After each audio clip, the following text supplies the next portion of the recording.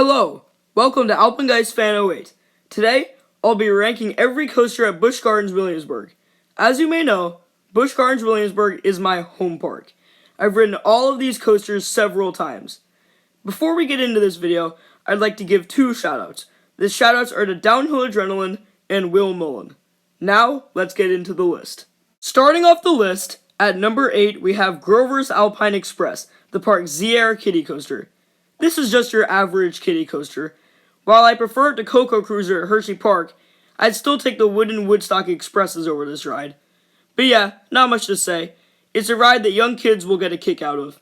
At the number 7 spot, we have a controversial pick, TEMPESTO, the park's premier ride Skyrocket 2. This coaster is very compact. It has 3 grid launches. It also has a very cool slow heart ride roll that provides great hang time. You can also get some floater airtime on the drop. So why is this coaster so low? There is one major flaw with this coaster, and that is the awful restraints.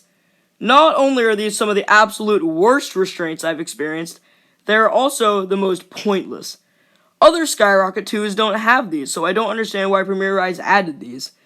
They give you a lot of ear banging, and they are just uncomfortable. These comfort collars should be renamed the uncomfort collars because it's what they are. These are just need to be torn off and thrown right into the garbage. The trains are also quite cramped on this coaster. So yeah, Tempesto isn't a bad ride, but it isn't the most enjoyable because of the god-awful restraints. At the number 6 spot, we have INVADR, the park's GCI family wooden coaster. This coaster often receives a lot of hate from enthusiasts, and I don't really understand why. This is a good family coaster. It isn't too thrilling, but it provides some floater airtime, and everyone in the family will enjoy it.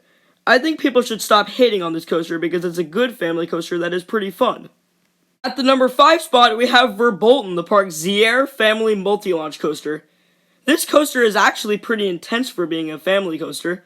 The second launch and the helix are both intense. This ride also has amazing theming and a very cool drop track. This is definitely a good family coaster. At the number 6 spot, we have Loch Ness Monster, the park's aerodynamics custom looping coaster. As I've said before, I think that the Aero Custom Looper is one of the most underrated coaster models out there. This coaster is highly underrated by many enthusiasts in my opinion. You wouldn't expect it, but this ride actually has good airtime. The first drop is actually a very good drop and provides good airtime. The vertical loops are fun and the drops leading into them give good airtime. The enclosed double helix is also quite fun. Plus, this is a pretty long ride. Also, this was my first ever coaster. So yeah, Loch Ness Monster is definitely a good coaster and currently ranks in my top 25. At the number 3 spot, we have GRIFFON, the park's B&M dive coaster. This ride is very good. You get great airtime on the first and second drops.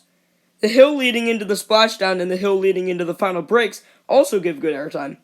Plus, the first drop on this ride is definitely one of my favorite first drops ever.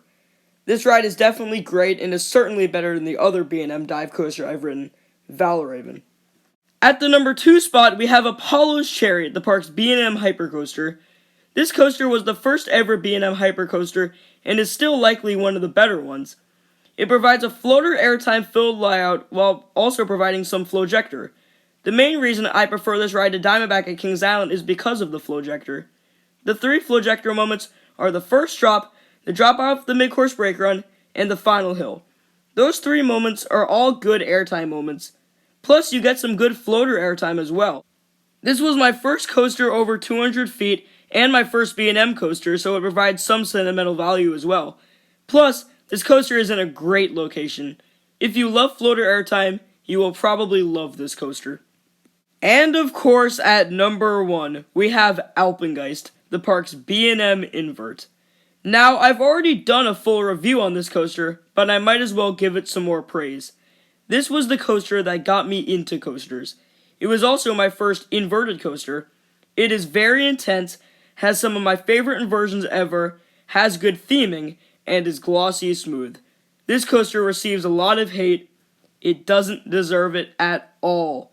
This coaster is absolutely amazing. It is my most ridden coaster as well. But yeah, Alpengeist will be sentimentally my number 1 coaster, even though it isn't the number 1 coaster I've ridden. And there we have it. every coaster at Busch Gardens Williamsburg ranked. I didn't include the new for 2020 coaster Pantheon on this list because it hasn't opened yet, so obviously I haven't ridden it. I do expect it to become my new number 1 at the park though. Anyways, I love my home park. I will always love it. It is an amazing park that every coaster enthusiast should visit at one point. Thank you for watching. Tell me what you think of this list. For now, Alpengeist Fan 08, out.